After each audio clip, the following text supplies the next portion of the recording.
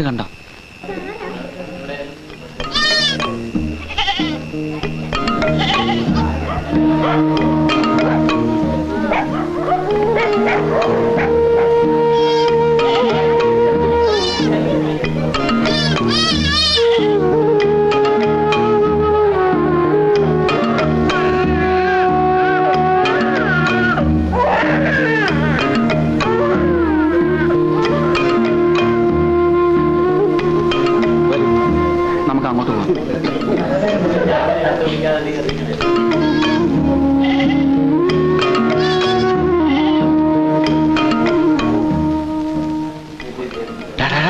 ഒന്ന് എഴുന്നേറ്റെ, അങ്ങോട്ട് നോക്ക്.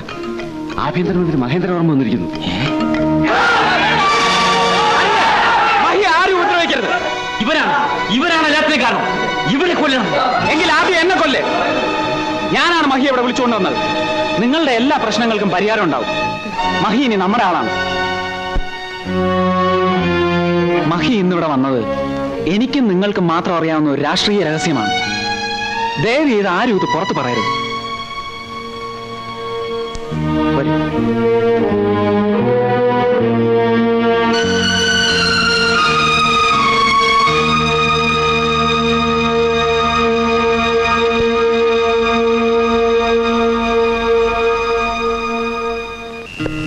മഹി, ഞാൻ ആദ്യം പോവാം.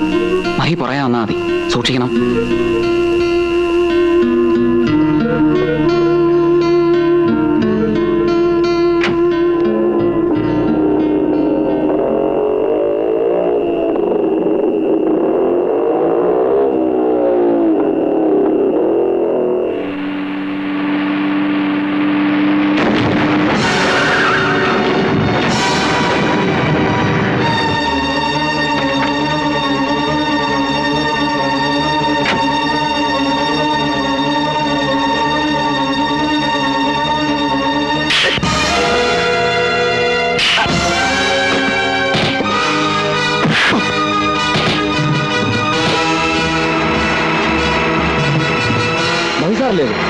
വണ്ടി നിർത്തു.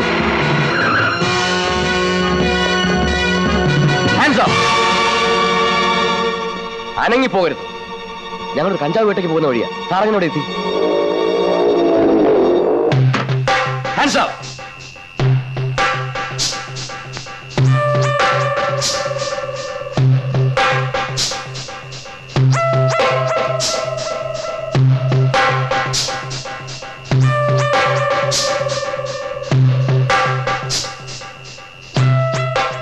സാർ, എല്ലാം പിടികിട്ടാ പുള്ളികളാ.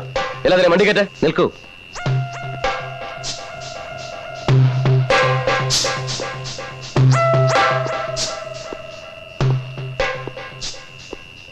നിങ്ങൾ പൊയ്ക്കോളൂ. സാർ, ഇവർ ഒന്നും പറയണ്ട. പോകാനാ പറഞ്ഞത്.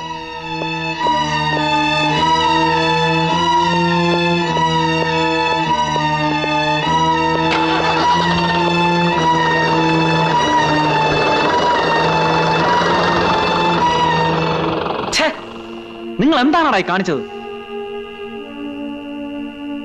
മഹി, എന്താ ഇത്? ഇല്ല, എനിക്കൊന്നുമില്ല. മഹി, നമുക്ക് ഏതെങ്കിലും ഹോസ്പിറ്റലിൽ പോകാം. വേണ്ട, അവർ അടുത്ത പോലീസ് സ്റ്റേഷനിൽ വിവരം അറിയിക്കുന്നതിന് മുമ്പ് നിങ്ങൾ രക്ഷപ്പെടും. പോകാൻ.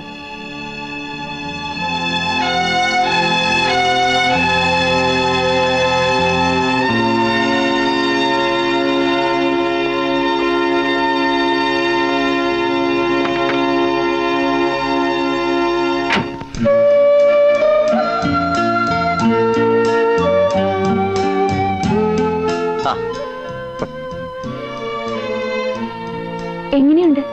ഏയ് സാരമില്ല. ലക്ഷ്മി എങ്ങനെ അറിഞ്ഞു? ജയം വിളിച്ചു പറഞ്ഞു. കൊടുത്താ കൊല്ലത്തും കിട്ടുമെന്നല്ലേ പറയുന്നത്? ഇന്നലെ ലക്ഷ്മിക്ക് തന്നത് മുതലും പലിശയും ചേർത്ത് തിരിച്ചു കിട്ടി. ലക്ഷ്മി പോയിക്കോളൂ. വേണ്ട, ഞാനിനി പോകുന്നില്ല. ഗസ്റ്റ് റൂമിൽ കിടന്നോളാം. ശരി, ഗുഡ് നൈറ്റ്. Good night. ഏയ്, ഇത് കണക്ട് ചെയ്യണോ?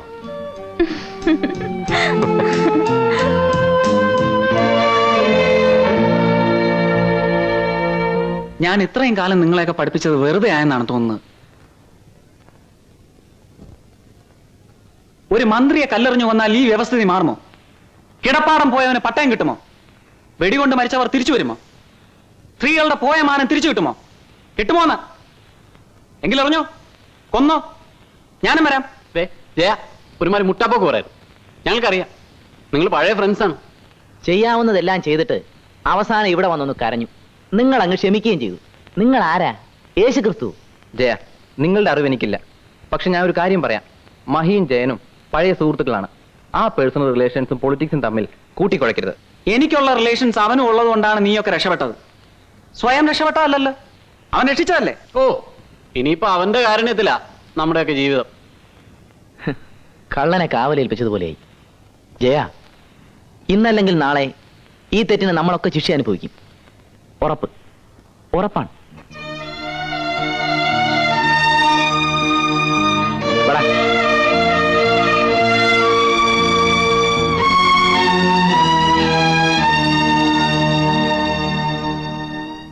ജയനെയും അവന്റെ കൂട്ടുകാരെയും വർഷങ്ങളായി എനിക്കറിയാം.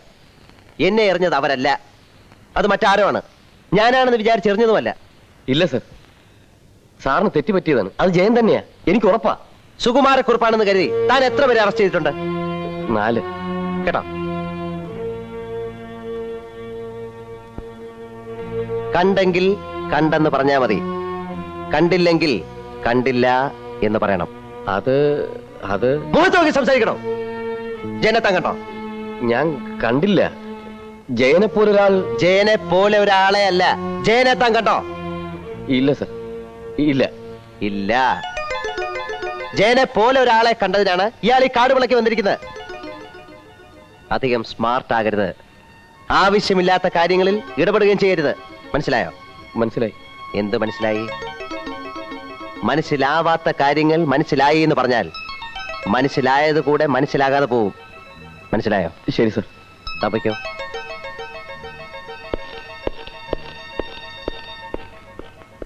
നിങ്ങളല്ലാതെ വല്ലവരും ഇയാളൊക്കെ പറയുന്നതായിട്ട് വിശ്വസിക്കൂ? സാർ, നിങ്ങൾക്ക് ഇതൊരു തോട്ടത്തിന്റെ മാത്രം പ്രശ്നമാണ്. എന്നെ സംബന്ധിച്ച് പ്രസ്റ്റീജ് ഇഷ്യൂ ആണിത്. ജയനെ കയ്യിൽ കിട്ടിയാൽ ഞാൻ വിടുമോ സാർ? എന്തായാലും ഇത് മഹാബോറായിപ്പോയി. വെറും ഒരു SIയെയും കൂട്ടി മുഖ്യമന്ത്രി ആഭ്യന്തരമന്ത്രിയോട് കൂട്ടിച്ചോദിക്കുക. ഇതൊരുമാതിരി അടുക്കളക്കാരി പെണ്ണുങ്ങളുടെ സ്വഭാവമായി പോയി. ഏതായാലും നമുക്ക് നാളെ സംസാരിക്കാം. എനിക്കൊന്ന് കിടക്കണം, വല്ലാത്ത ക്ഷീണം.